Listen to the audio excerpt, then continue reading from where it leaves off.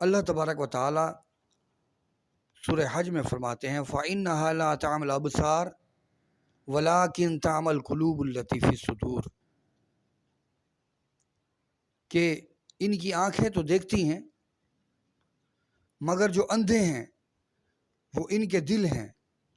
جو ان کے سینے میں ہیں۔ تو یہاں سے ہم نے جانا کہ جس طرح ظاہری آنکھ اللہ تبارک و تعالیٰ نے انسان کو عطا فرمائی ہے، اسی طرح باطنی احوال اور اسرار کو،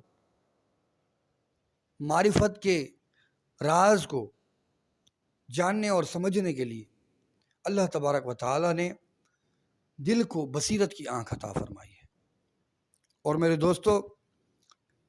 حکمت و دانائی کتابوں کو پڑھ کے نہیں ملتی، بلکہ اول چیز یہ اللہ تبارک و تعالیٰ کی عطا سے ہے، اور پھر اولیاء کرام کی صحبتوں اور محبتوں سے ہے، ان کے ساتھ جڑ کے بیٹھنے سے ہے۔ قرآن پاک میں سورہ کہف میں اللہ تبارک و تعالیٰ فرماتے ہیں وَاصْبِرْ نَفْسَكَ مَعَ الَّذِينَ يَدْعُونَ رَبَّهُمْ بِالْغَدَاةِ وَالْعَشِيِّ، کہ ذکر کرنے والوں کے ساتھ جڑ جاؤ جو صبح و شام اپنے رب کو پکارتے ہیں۔ پھر فرماتے ہیں یریدون وجہہ، کہ انہیں اللہ تبارک و تعالیٰ کا دیدار چاہیے، اللہ تبارک و تعالیٰ کی دوستی اور محبت اور پہچان چاہیے۔ پھر فرمایا وَلَا تَعْدُ عَيْنَاكَ عَنْهُمْ، ان کے چہروں سے اپنی نظریں دور مت کرو کہ کہیں تم دنیا دار نہ بن جاؤ، کہیں تم ایک دوسرے کو کافر اور مرتد کہنے والے نہ بن جاؤ، کہیں تم فرقہ واریت میں نہ آ جاؤ، کہیں تم اللہ کی رسی کو نہ چھوڑ دو۔ اور اسی بات کو لے کے مولانا روم فرماتے ہیں کہ یک زمانہ صحبت با اولیاء بہتر از 100 سالہ طاعت بیریا، کہ اگر 100 سال تم عبادت کرتے رہو، ایک گھڑی کسی فقیر، کسی اولیاء اللہ کی محفل اور صحبت میں اگر بیٹھ جاؤ گے تو یہ گھڑی جو ہے 100 سال کی عبادت سے بہتر ہے۔ میرے دوستو، یہ جو علم ہے، علم القلب ہے، یہ جو روحانیت ہے، اس کی کوئی کتاب نہیں ہے، یہ مشاہداتی علم ہے۔ جب اللہ تبارک و تعالیٰ کی محبت میں انسان قدم بڑھاتا ہے،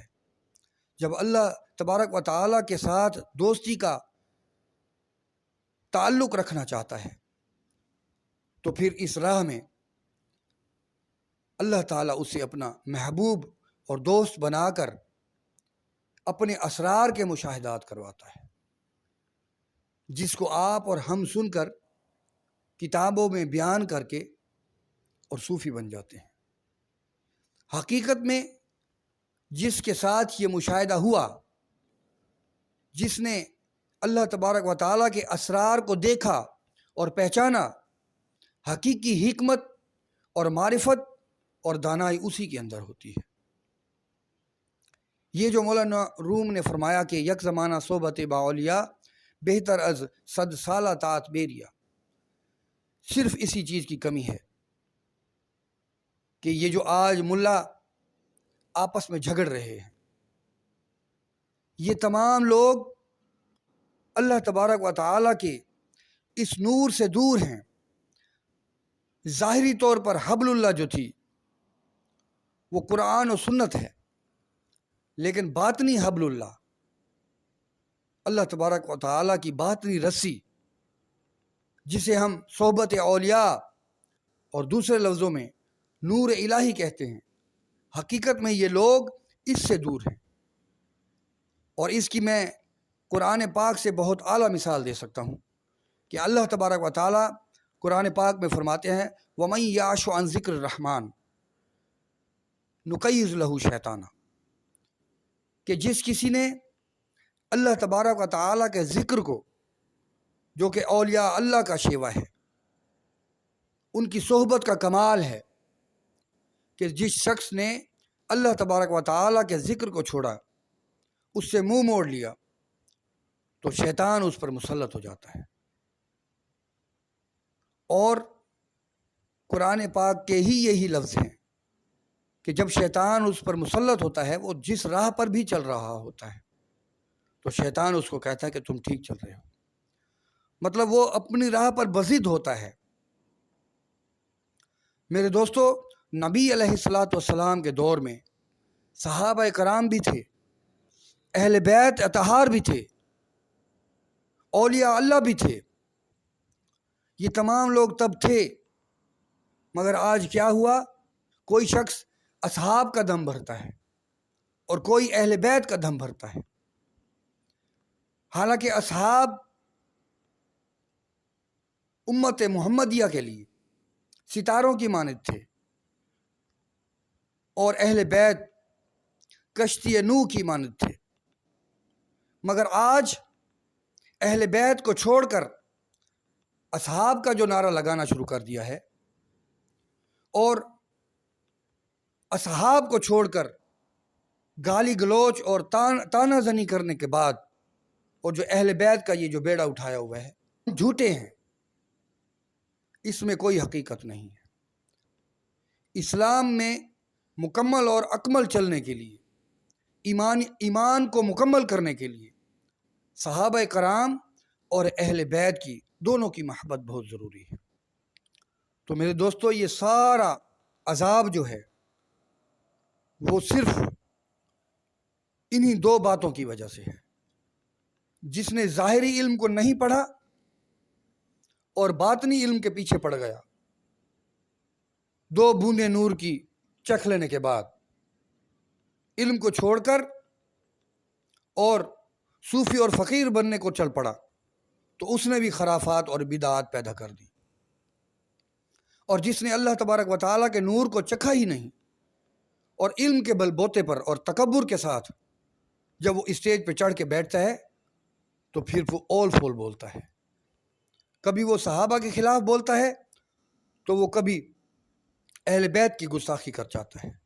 اور اسی طرح چلتے چلتے کبھی وہ اللہ تبارک و تعالیٰ کی بھی گستاخی کر جاتا ہے، اور حضور علیہ الصلاۃ والسلام کی شان و عظمت کے خلاف بھی بول جاتا ہے۔ تو میرے دوستو، یہ تمام وبال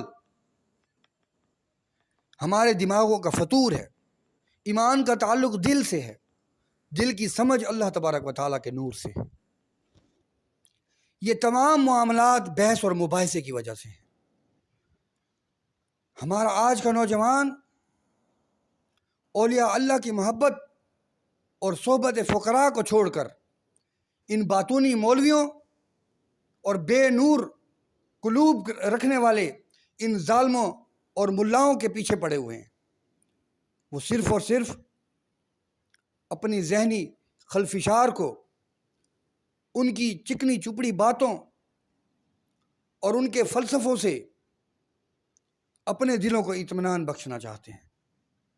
ان کو کون سمجھائے؟ دل کی تسکین کے لیے علم الیقین، جس کو مشاہدے کا علم کہتے ہیں، جس کو نور کا علم کہتے ہیں، اس کی ضرورت ہے۔ مگر ہمارا جوان ایسے فتنوں میں پڑا ہوا ہے، اس کو ایسے ملا چاہیے جو ان کو دلیلیں دے سکیں، جو ان کے ساتھ مباحثے کر کے ان کو، ان کے شیطان کو، ان کے جو اندر شیاطین ہیں، ان کو تسکین دے سکے۔ تو میرے دوستو، جان لو کہ ہر فرقے کے شخص کے پاس، ہر فرقے کے عالم کے پاس اپنے فرقے کو سب سچ ثابت کر پوری دلائل موجود ہیں، مگر کمی ہے تو اس نور الہی کی کمی ہے، اس بصیرت اور حکمت و دانائی کی کمی ہے، جس کو پا کر ایک انسان باضمیر بھی ہو جاتا ہے، ہمدرد اور محبت کرنے والا بھی ہو جاتا ہے، باادب بھی ہو جاتا ہے۔ مگر اس فضول بحث اور مباحثے نے جوانوں کو بے ادب کر دیا ہے۔ تو میرے دوستو، یہ جو باتوں کا علم ہے، یہ فساد ہے۔ کیوں فرمایا حضرت علی نے کہ العلم علمان، علم دو ہیں، علم علی اللسان، ایک وہ علم ہے جو زبان پر ہے، فذالک حجت اللہ علی ابن آدم، کہ یہ جو علم ہے یہ ابن آدم پر حجت ہے۔ اور پھر فرمایا کہ العلم فی القلب، اور ایک وہ علم ہے جو قلب پر ہے، جو قلب پر آتا ہے، فذالک علم النافع، یہی علم النافع ہے۔ دوستو، حضرت ابو ہریرہ رضی اللہ تعالیٰ عنہ فرماتے ہیں، حدیث مبارکہ کا مفہوم بیان کر دوں، کہ وہ فرماتے ہیں کہ حضور علیہ السلام سے میں نے دو علم سیکھے۔ ایک علم کو تو میں نے شریعت اور فقہ کی کتابوں میں بیان کر دیا، اور احادیث مبارکہ کی صورت میں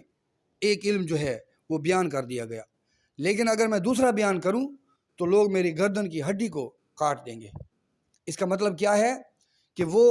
علم القلب کی بات کرتے ہیں، کہ یہ روحانیت کی بات کرتے ہیں، اور یہ وہ علم ہے عظمتوں کی شناسائی کروا دیتا ہے۔ اور ظاہر ہے جب کوئی علم اس کے بارے میں، اسرار کے بارے میں جب کوئی بات کرے گا، جب معرفت کے بارے میں جب کوئی بات کرے گا، تو ظاہر ہے لوگ سمجھیں کہ یہ اپنے آپ کو ولی سمجھتا ہے۔ تو اس لحاظ سے حضرت ابو ہریرہ نے فرمایا کہ اگر میں دوسرا علم بیان کروں تو لوگ میرے دشمن بن جائیں گے۔ تو یہاں سے ثابت ہوتا ہے کہ جو باتوں کا علم تھا، یہ بات سچ تھی کہ باتوں کا علم ہی فساد کا علم ہے۔ اس باتوں کے علم کے ساتھ نورانیت، روحانیت اور بصیرت و حکمت ضروری تھی، جس کو اللہ تبارک و تعالیٰ نے بہت ہی اچھے انداز سے قرآن پاک میں ارشاد فرما دیا کہ وَيُعَلِّمُهُمُ الْكِتَابَ وَالْحِکْمَةَ، کہ میرا محبوب کتاب کا علم بھی دے گا اور حکمت و دانائی کا علم بھی دے گا۔